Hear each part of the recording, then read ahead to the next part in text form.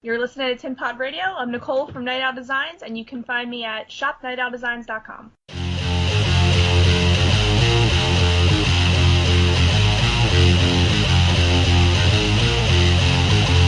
Please don't fear me, because I know what I want. Please deliver me that soft part of your soul that makes you freeze time, staring in at yourself. It's time to step outside onto the path you once made.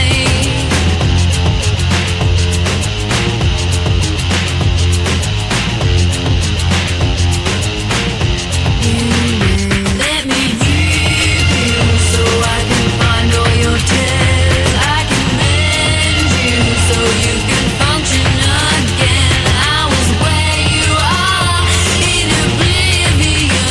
I know you feel alone. You got to ask yourself where you are now. It's where you are now.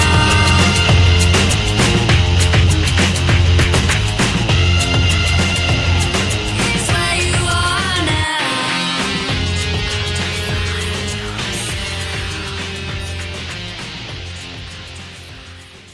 Chapter 12. Luckily, Ken and Sabrina were able to flag down a friendly cop, with a friendly cop being more of a rarity than finding someone at all on the middle of nowhere stretch of road the truck had decided to break down on. Their biggest fear was that this would be a skilled cop who might somehow recognise them, but that couldn't possibly be the case because no one's ever seen their faces. They're a masked couple on many most wanted lists. They'd been off the job long enough to make most people forget about them. They'd even taken them off a few of those lists. Though, when you spent a few years robbing banks, any kind of law enforcement can get you on edge a bit. Hell, every time Pulpy is reported in a nearby area, they both tense up so much that neither of them can shit. More for the reasons why Sabrina thinks that they should be doing what they're good at. Sabrina, though, has another skill that's very human, nothing beyond about it, but one she is more skilled at than most people. She can talk people into believing her stories. She most definitely is a silver-tongued devil in that regard. Ken has told her he thinks it's a not-so-ordinary skill, but then again he's pretty good at the sit-and-talk cons also. Together they dropped a well-formed and delivered hardship story to the police about needing to get to Florida because they had a kid in Melbourne on a school trip.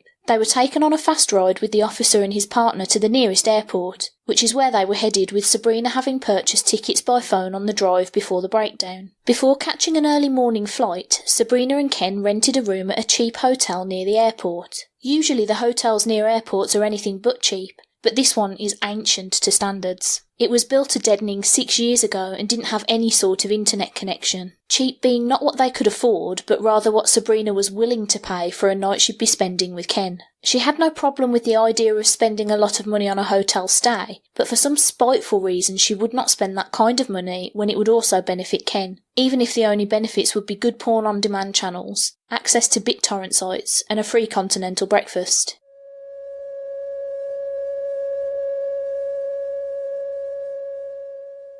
The Office of Civil Defense has issued the following message. This is an attack warning. Repeat, this is an attack warning. Attack warning means that an actual attack against this country has been detected and that protective action should be taken. This is an emergency action notification. All broadcast stations shall broadcast emergency action notification message number 2, red card. This station has interrupted its regular program at the request of the United States government to participate in the emergency broadcast system. During this period, some stations will stay on the air as part of the emergency broadcast system. Those stations will broadcast news and information for the general public in the assigned areas. You should now tune your radio dial until you hear a station which is broadcasting news and information for your area. Until further notice, this station will not be broadcasting news and information for your area. I repeat, this station will not be broadcasting news and information for your area until further notice. You should now tune your radio dial until you hear a station which is broadcasting news and information for your area.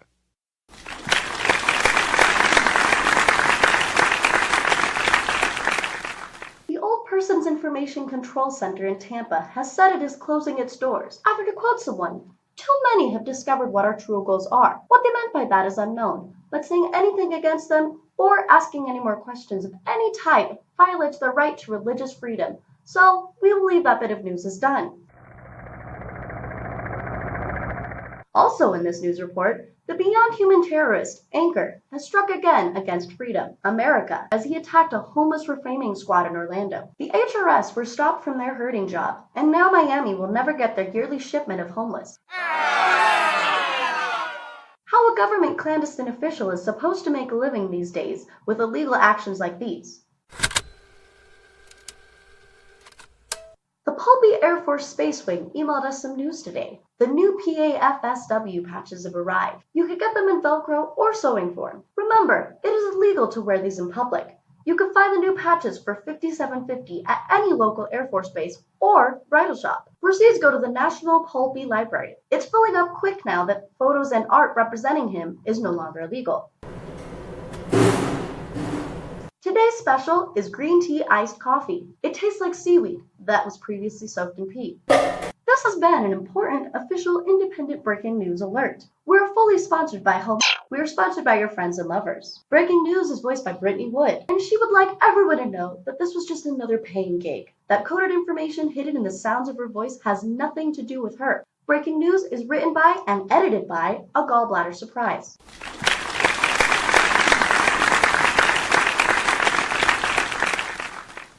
I repeat, news and information. During their settled down period, they lived in a cheap, craptastic apartment so they could put money away in a number of bank accounts. A number of bank accounts under several different names to give the last detail of that information. All of this was in case of a big go. A big go being when con artists decide, or are forced, to hit the road without warning. Ken was sitting by the window in the cheap hotel room, looking outside at the parking lot across the street, which was filled with cars. A newer hotel had been built there, and now no one wanted to stay at the Private 9 anymore. He sat there by the window in a wobbly chair, and every so often he would turn to look at Sabrina sleeping. Ken knew she didn't love him anymore. Maybe she never did really, but he still loved her. He still loved her, and he would stand beside her wherever she took him. And not just for the power, or the fact that neither of them really had a choice about being together.